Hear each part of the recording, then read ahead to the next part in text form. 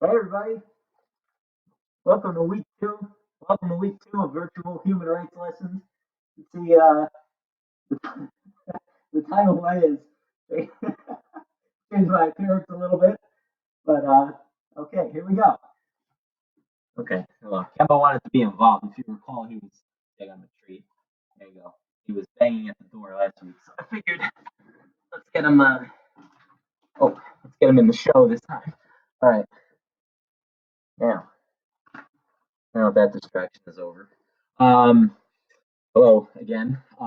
Let me take you through this week's lesson, but this week will be a little different because I'm uh, going to give you some notes over this video first that is going to kind of set up what you're going to learn. So if you think about like last week, I had the video to introduce you to the NGOs. I'm going to introduce you through these Google slides. Okay. So this, by the way, happens to be, I think, my crowning achievement, maybe perhaps the greatest cover slide that I've ever created. Um, I only added the word slacktivism at the top, and that's going to be our topic for today.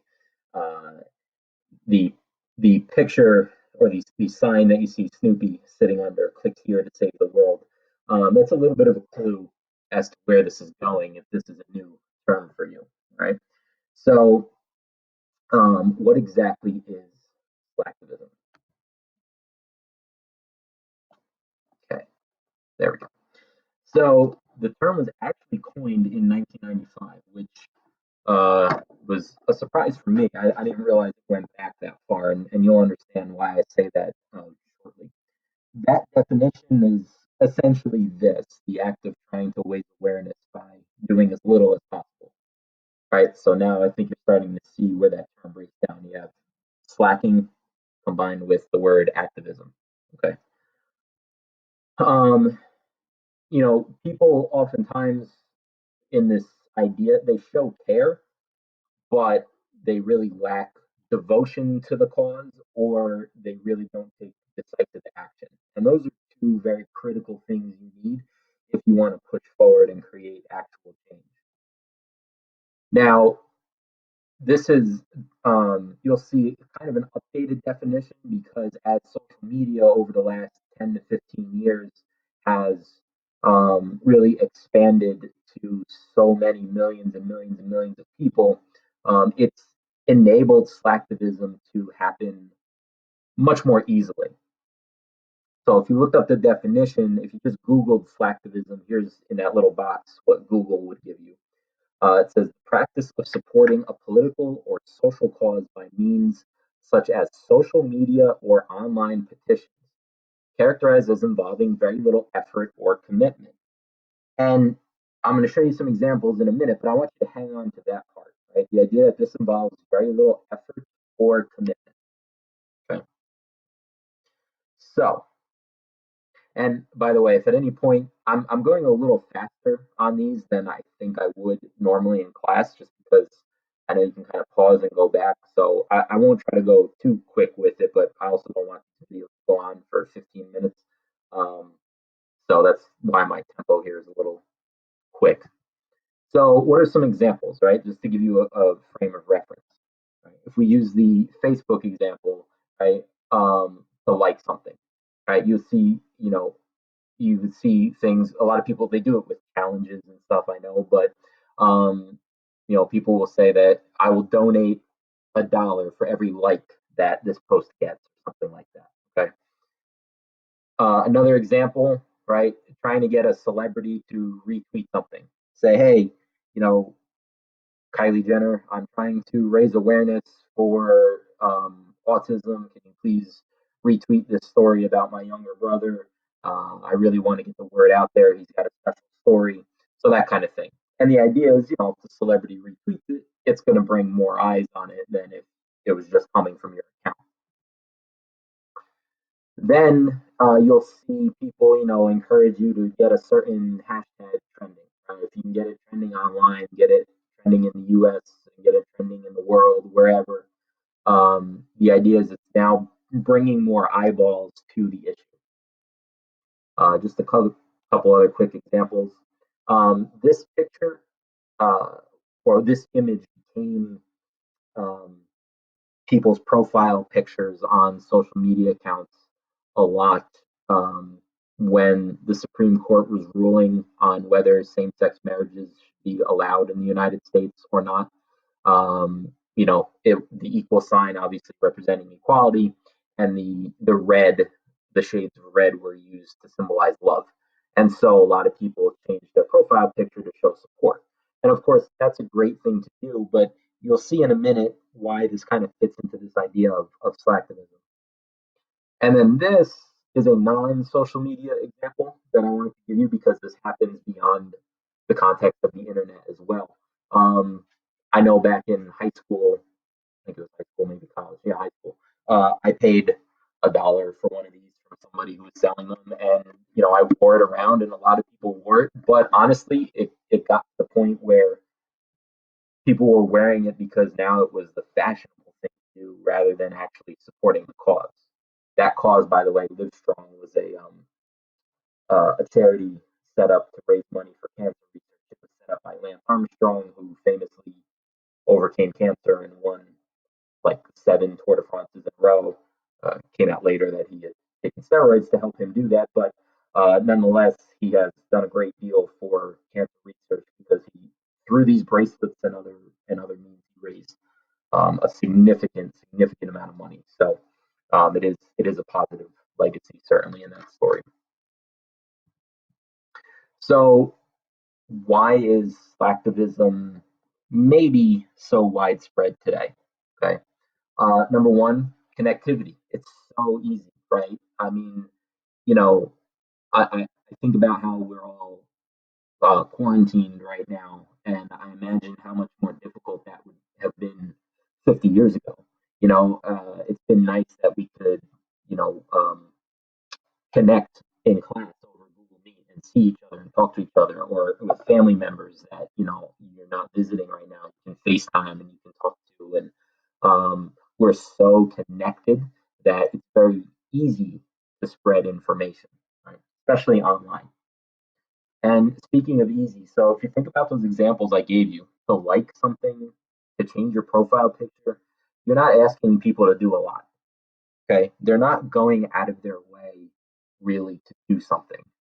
Um, and so that's where the slacking part comes off. And when I gave you the definition and talked about lacking devotion to an issue, right? It doesn't mean you really care that much about it. A lot of people do, right? Let's not paint this as everybody who does this actually doesn't care about what they're saying.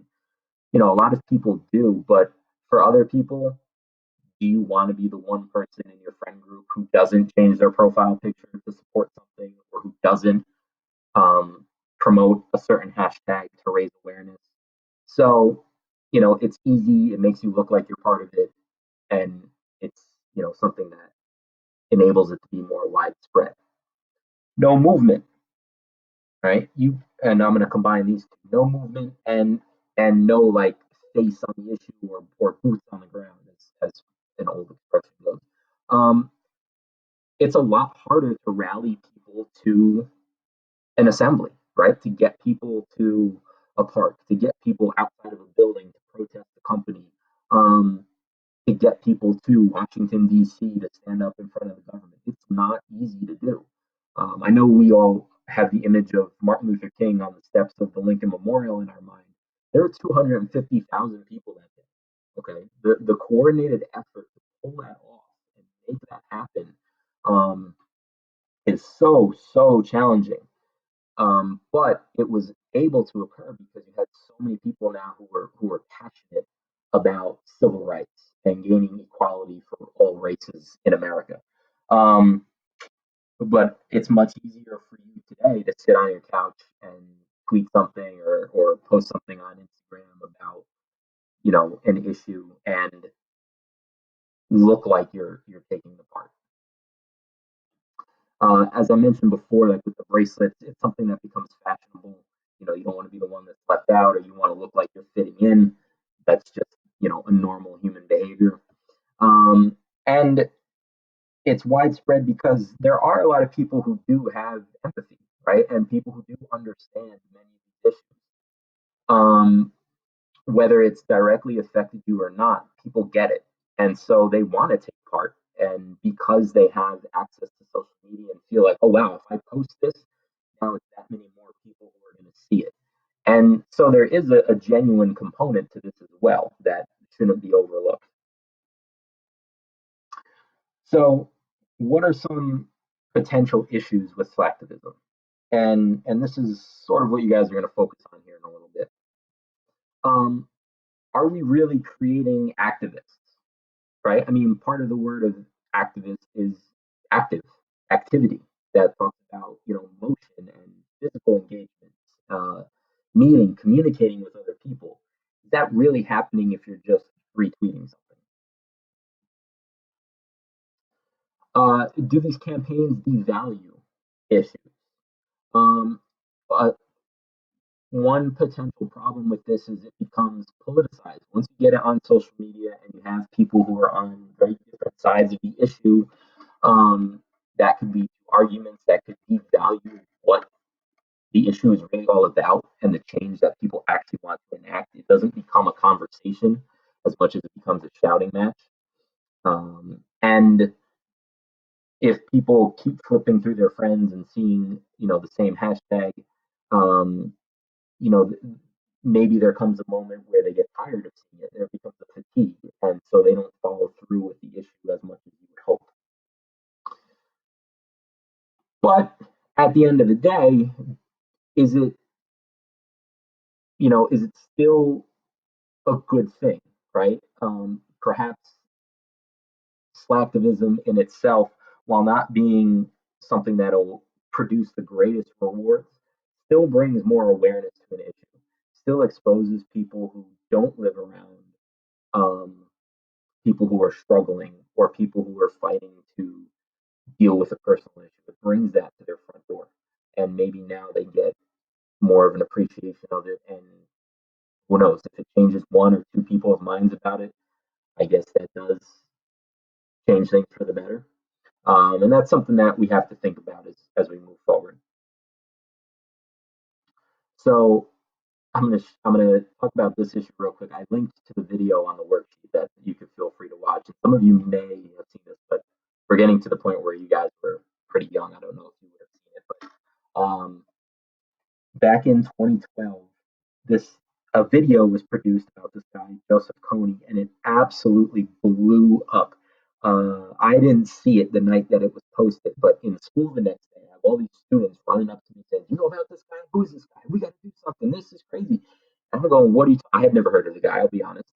Um, and it was every single student knew about it, seen the video. I'm just gonna like leave this here for you guys to look at real quick. I don't need to talk about his background as much. But he's not a great guy. He was indicted by world courts on war crimes and other things. So it was a good person to bring to light for the rest of the world. Um, this Jason Russell had produced it was a 30-minute documentary. Um, the footage was touching and scary. The video effects were engaging and exciting, and so it really captured people's attention. Um, and it was mostly spread on Facebook at the time, and it absolutely blew up. I think I have the stats. I have the stats on the worksheet that you'll see as to how many people to this point have seen the video. Okay, so that's a little overview on slacktivism. I'm just going to show you the assignment real quick.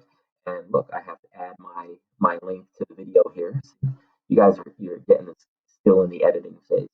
Um, but what I'm asking you to do is to find 3 examples of slacktivism, right? Specific examples.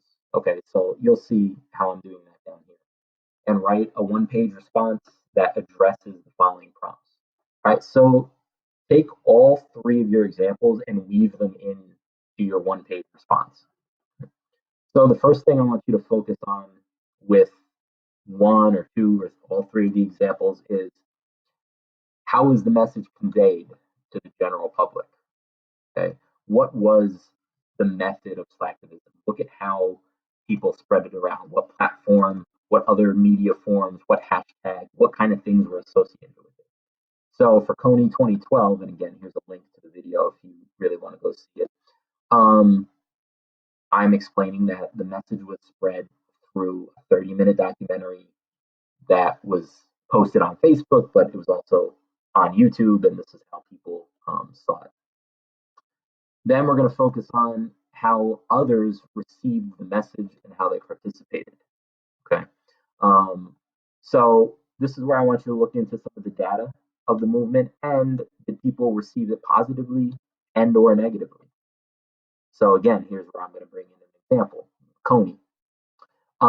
Initially, very positive in the sense that, what I described with people coming to my classroom and they wanted to do something. There was some negative reception because there were some factual errors, or at least things that people challenged or thought should have been mentioned in the video that weren't. So there were some criticisms, but overwhelmingly in the moment, it was very positive. Um, and then I want you to think and put yourself in the shoes of an activist, basically. Assess what you believe would have been a better and more effective course of action for the person to take. Okay? So for me, for Coney, right, I still would have produced the video. I think that was important. It really captured people's attention. However, the whole video revolved around this idea of painting the town red. At the end of the video, they wanted you to buy, I don't remember how much it cost, but they wanted you to buy this box, and it was going to come with stickers and posters and everything, and it was all colored red. And they wanted you to go around to your town and city on a particular day in April. It was like a month after this video came out, and post all of these things around, get people's attention. But frankly, people aren't going to buy something for an issue that they're just learning about, especially if they're not going to have to do anything with it for a month after they've seen the video. So if I were the director, I would have began in the meantime hosting rallies, okay, in major cities like New York, San Francisco, Chicago, DC, to show people that, hey, I'm not just putting out a documentary, I have a stake in this, and I'm getting out there and putting myself there and trying to rally people. And I think having those protests would have shown people how seriously, and that would have encouraged more people to buy these supplies, and that money then perhaps helps take down Coney. Okay, rubric again, just for your reference, pretty straightforward like last week. So you guys go ahead and take a look through that. All right. Um, if you have any questions about this, let me know. And whether it's before or after our 2 hour time block or during that time. All right. Once again, talk to you guys soon. Have a great day, and let me know any issues you have. Wow, that was a really awkward way to end it. I had it perfectly, and then I kept talking. I was telling myself internally to shut up, and I didn't do it. So now I'm just going to end the video sadly and awkwardly. Goodbye, everybody.